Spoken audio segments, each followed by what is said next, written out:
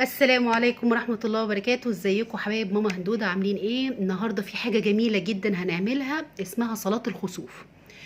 خسوف القمر النهاردة هيكون اطول خسوف احنا عرفناه من فترة كبيرة قوي.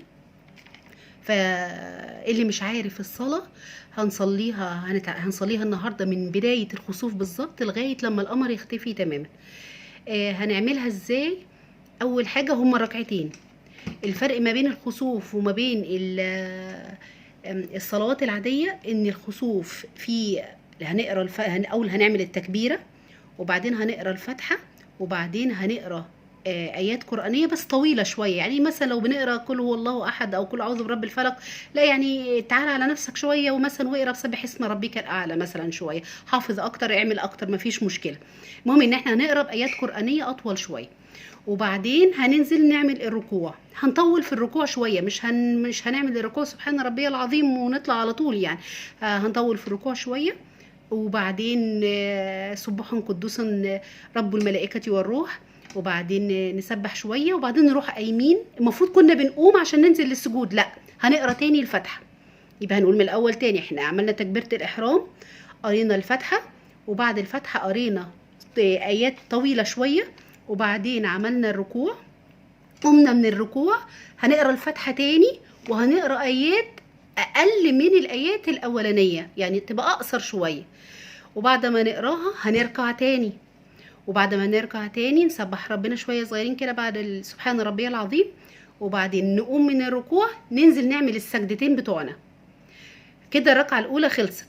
الركعه التانيه هنروح قايمين نقرا الفاتحه، وبرده نقرا ايات هتبقى اقصر من الايات اللي احنا قريناها في الركعه الاولى.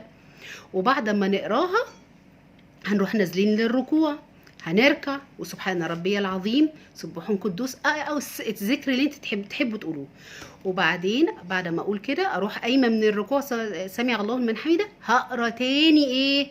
هقرا الفاتحه تاني، وهقرا مين؟ ايات تاني صغيره اقصر من اللي احنا قلناها قبل كده، وانزل للركوع تاني، وبعدين اطلع من الركوع هنزل للسجدتين، وبعدين التشهد ونسلم.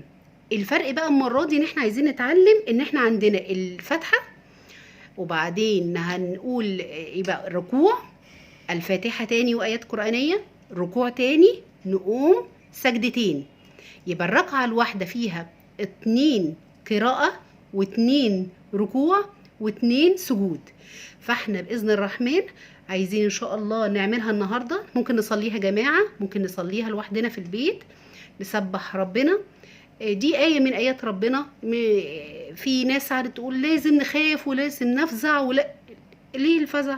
ليه؟ احنا قلب المؤمن دائما مطمئن. فالمؤمن هيقوم يصلي لأنه بيستعين بالله، هيصلي صلاة الخسوف وهي سنة مؤكدة. يعني لو عملتها خير، ما عملتهاش خير برضو، بس ما فيش مشكلة. بس ليه نضيع ثواب حاجة ما بتجيش غير كل فترة؟